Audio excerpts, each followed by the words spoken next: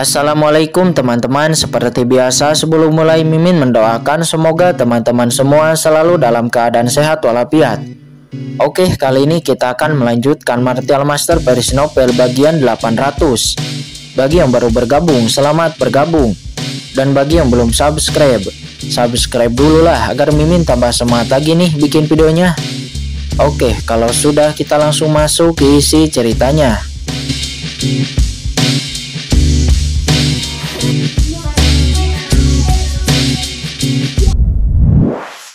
Menjadi ketiadaan.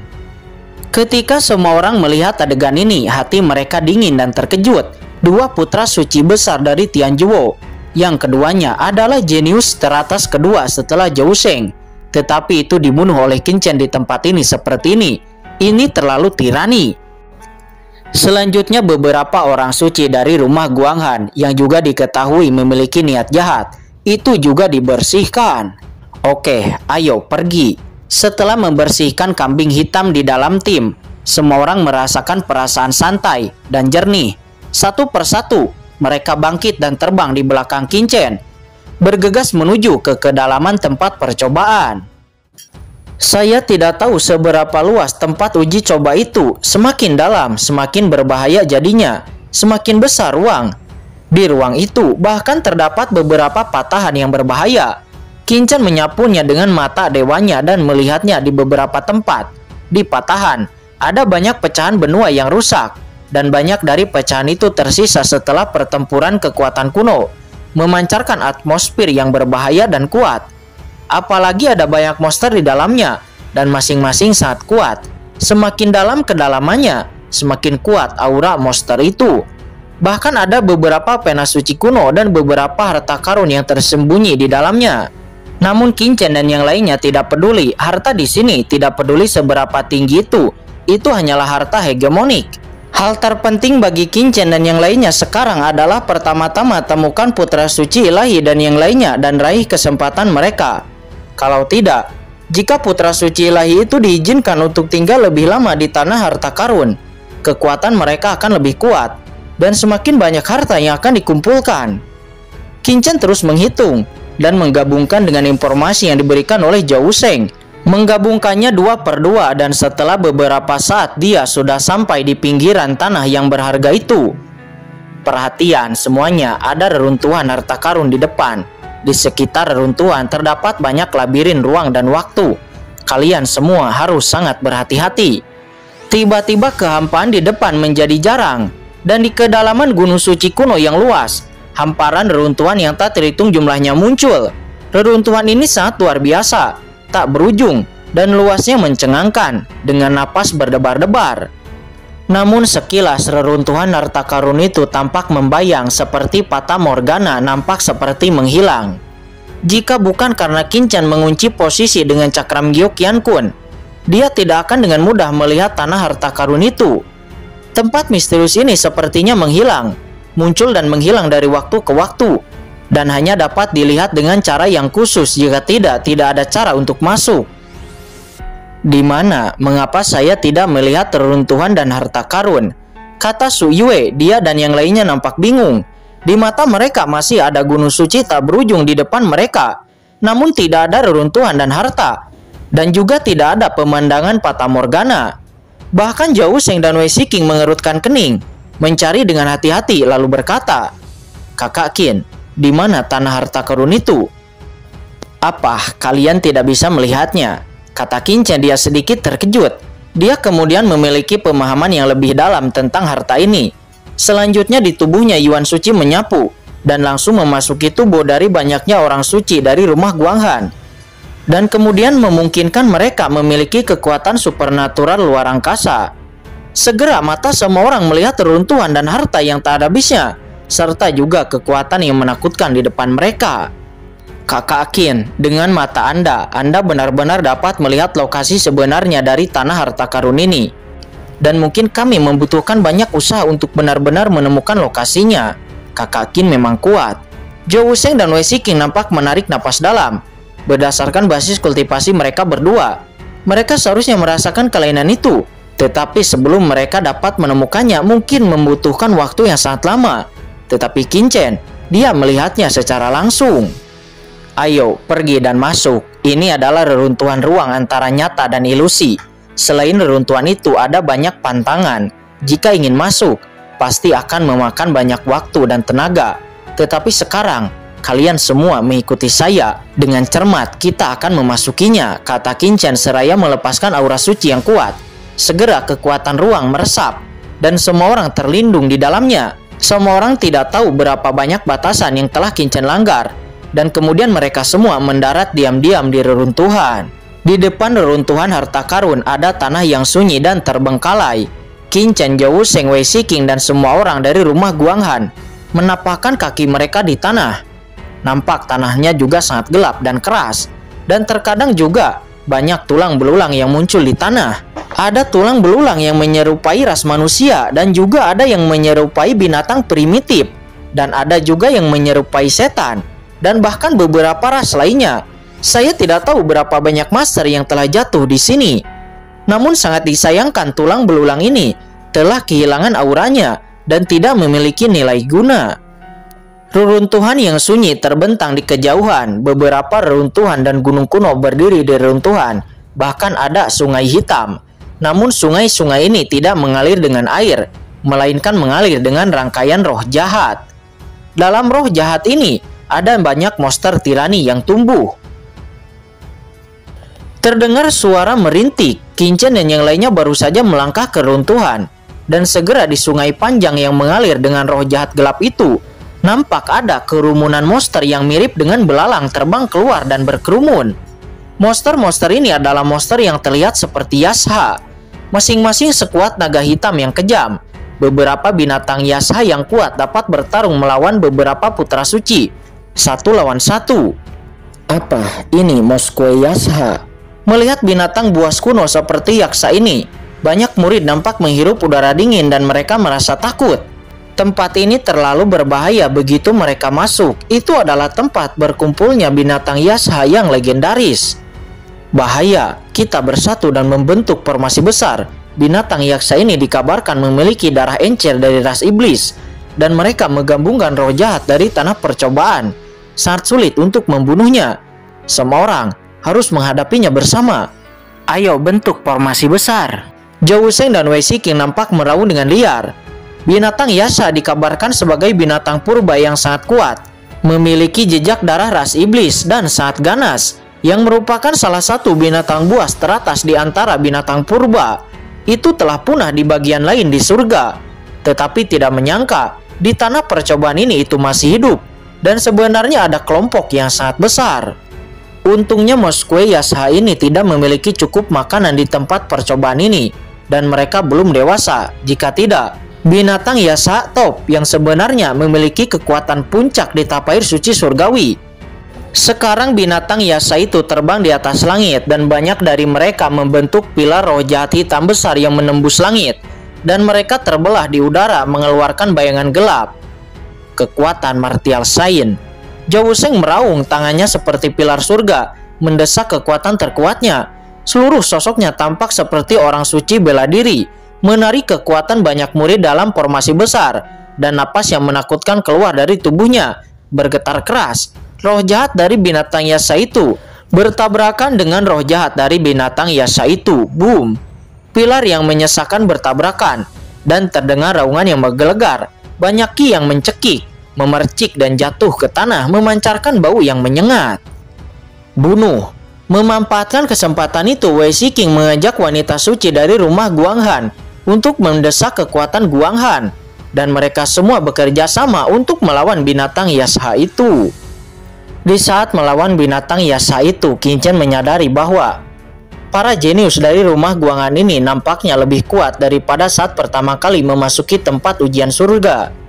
Qin Chen menyadari bahwa tempat uji coba surgawi ini benar-benar harta karun.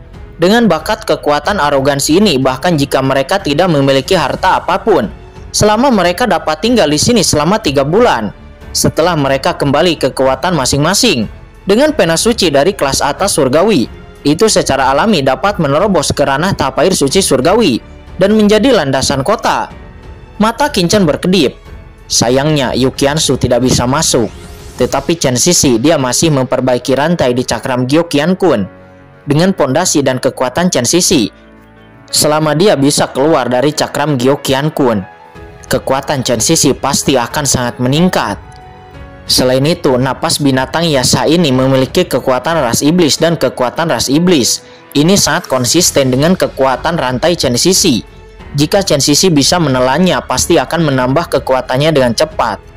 Namun, Chen Sisi adalah orang yang menipu rahasia surga, dan Qin Chen lah yang membawanya ke tempat ujian surga ini secara diam-diam menggunakan cakram Gyo Qiankun dan juga pohon iblis dari 10.000 alam. Itu bukan murid dari kekuatan manapun. Membiarkannya keluar akan menimbulkan kecurigaan. Harus memikirkan cara, kata Qin Chen matanya berkilat, dan dia tidak bisa tidak memikirkannya. Dia memikirkan bagaimana cara Chen Sisi bisa keluar dari cakram Gyo Qiankun dan bergabung dengan tim. Boom, terjadi ledakan. Pada saat ini Wei Shiking, Zhao Wusheng dan yang lainnya berulang kali berhadapan dengan binatang Yasa ini. Dan dengan tembakan mereka, sejumlah binatang Yasa jatuh satu demi satu. Tetapi yang membuat wajah semua orang jelek adalah bahwa dari sungai jahat di tengah, binatang Yasa nampak terus muncul dan semua orang segera merasakan sedikit tekanan. Kakak Qin, apa yang sedang kamu lakukan?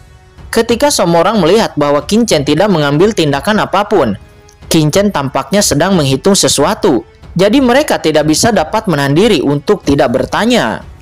Saya sedang menghitung tempat tinggal roh jahat binatang Yasa ini. Di sungai roh jahat, ada roh jahat yang sangat besar, dan sepertinya ada pena suci roh jahat di sana. Itu sebabnya binatang Yasa ini bisa berkembang biak. Satu-satunya cara untuk mengalahkan binatang Yasa ini, kita harus menghancurkan base camp mereka. Saat berbicara, Qin Chen tiba-tiba menunjukkan keterkejutan. Apa? Ada yang salah? Apakah saya salah menghitung sesuatu? Mendengar itu semua orang terkejut dengan nada suara Qin Chen. Di sungai roh jahat ini sangat berbahaya, tetapi di sungai roh jahat ini saya sepertinya merasakan aura master ras manusia. Orang ini nampaknya berperang melawan binatang yaksa di sungai roh jahat ini, menyerap Moskwe yaksa ini, garis suci kelompok etnis. Qin Chen berkata dengan kaget. Apa? Mendengar itu Wei Shiking dan yang lainnya nampak terkejut.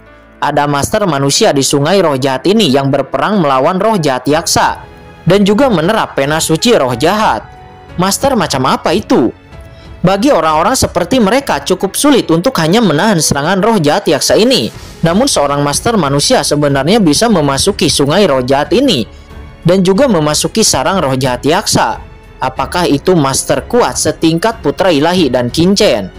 Siapa orang ini? Apakah itu putra ilahi? Kata Wei Shiking, dan semua orang nampak terkejut.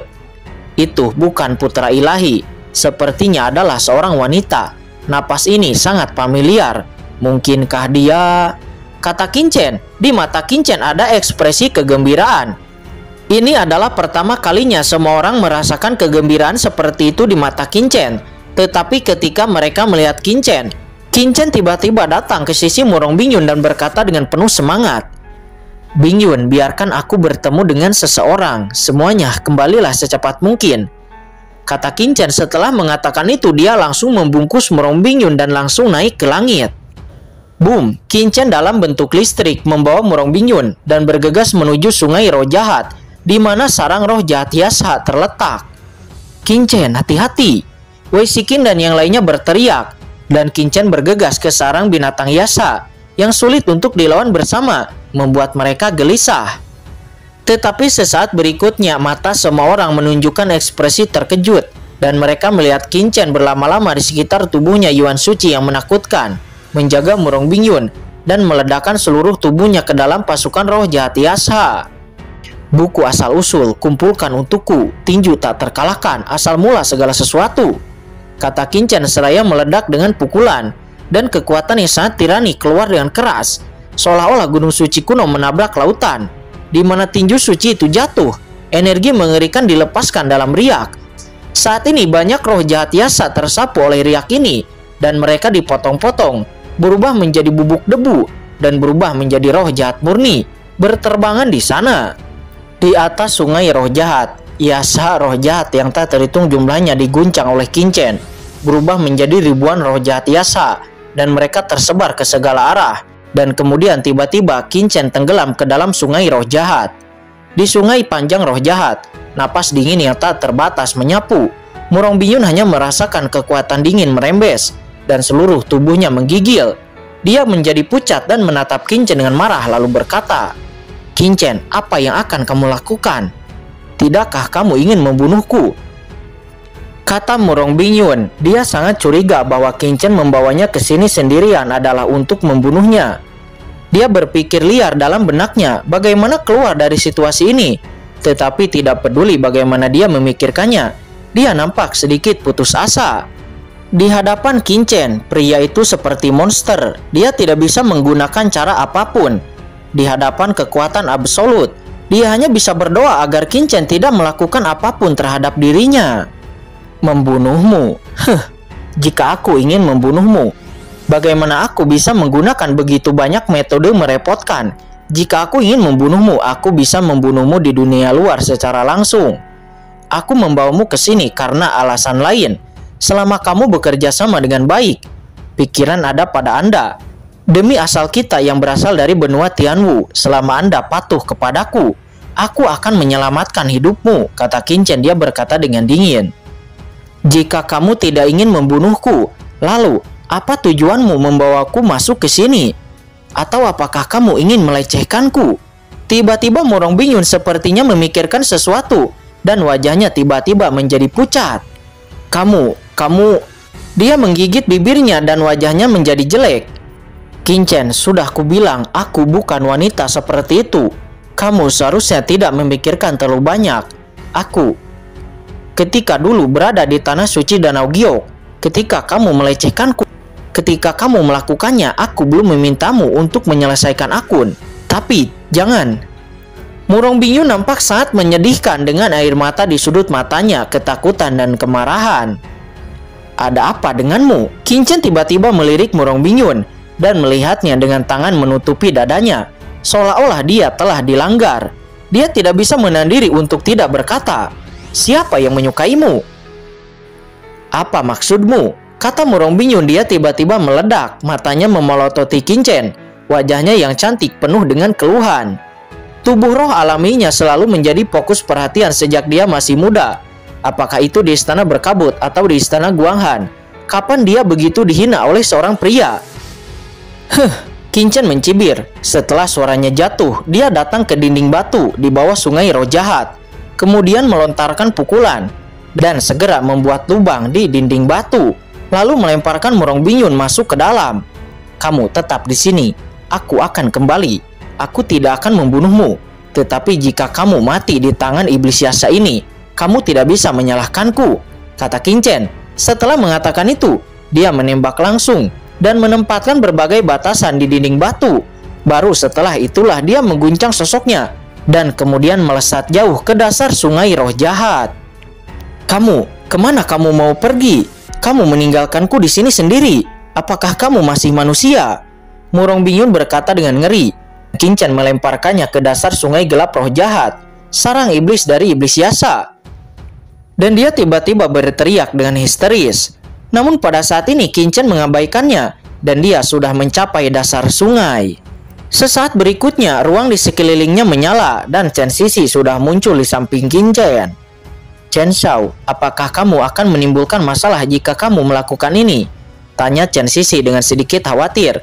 Dia secara alami memahami niat Qin-chen.